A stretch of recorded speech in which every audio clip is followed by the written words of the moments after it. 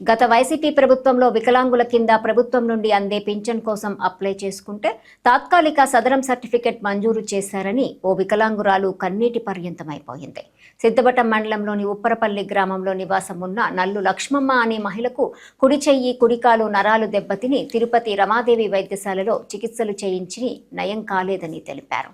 గత 4 ఏళ్ల కిందట అప్పటి వైసీపీ ప్రభుత్వంలో ప్రభుత్వం మంజూరు చేసే వికలాంగుల పింఛన్ కోసం సదరం సర్టిఫికెట్ అప్లై చేస్తే రాజంపేట ప్రభుత్వ వైద్యశాలకు వెళ్లమని సూచించారని, అక్కడ వైద్యుడు పరిశీలించి తాత్కాలిక సదరం సర్టిఫికెట్ ఇవ్వడంతో అధికారులు పెన్షన్ మంజూరు చేయలేమంటూ తెలిపారని, గత 4 ఏళ్లుగా మంచానికే పరిమితమైన వికలాంగురాలిని రాష్ట్ర ముఖ్యమంత్రి చంద్రబాబు నాయుడు, డిప్యూటీ సీఎం పవన్ కళ్యాణ్ ఆదుకొని నిరుపేద కుటుంబమైన చేనేత కుటుంబాన్ని ఆదుకోవాలని కన్నీటి పర్యంతమయ్యారు. మా అమ్మ లక్ష్మమ్మ సార్, నల్లు లక్ష్మమ్మ 4 ఏళ్ళు అవుతాను సార్. పడిపోయి కాలేజీ సుమారుగా 10 లక్షల రూపాయలు ఖర్చు పెట్టినాం సార్. నయం కాల. మేము సచివాలయంలో వచ్చి అప్లై చేసుకుంటే రాజంపేట ఇచ్చింది సార్. మాకు ఇస్తే ఒక సూరి పోతే డాక్టర్ లేడు, మళ్ళీ 2వ సూరి పోయినప్పుడు ఉన్నాడు. ఆయన చూసి ఇంకో టెంపరవరీ అని పంపించిండు సార్. ఏ విధంగా టెంపరవరీ పంపించిండో మనకైతే అర్థం కాలేదు. ఇంకైతే నయం కాలేదు సార్. ఈ ప్రభుత్వం చంద్రబాబు ప్రభుత్వంలో వస్తాది పెంచిన చంద్రబాబు నాయుడు పవన్ కళ్యాణ్ ఆదుకుంటాడు, ఇటువంటి వాళ్ళని ఆదుకుంటాడు అని నేను ధన్యవాదాలు చేస్తూ ఆయనకు నమస్కారం పెడతాను సార్.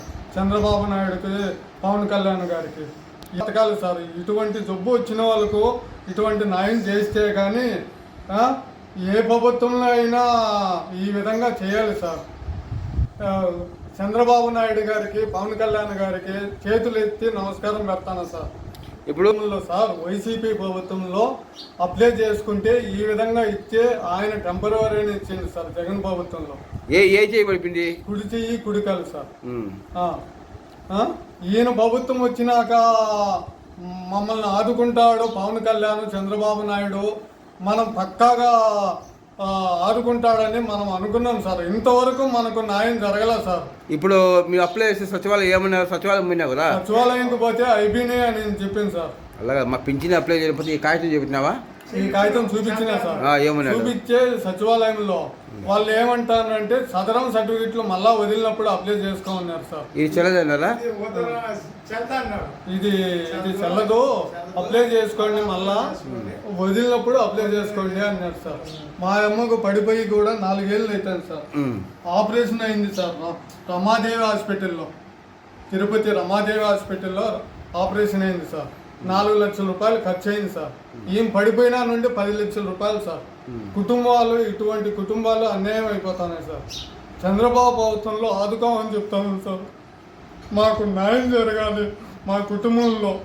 మా అమ్మకు చూడు సార్, ఏ విధంగా ఈ విధంగా ఇస్తే డాక్టర్ల సర్టిఫికెట్ ఏ విధంగా పింఛన్లు రాకుండా చేస్తారో ప్రభుత్వము ఏమనుకోవాలో అర్థం కాలేదు సార్. చంద్రబాబు నాయుడు గారికి, పవన్ కళ్యాణ్ గారికి దండం పెడతాను సార్.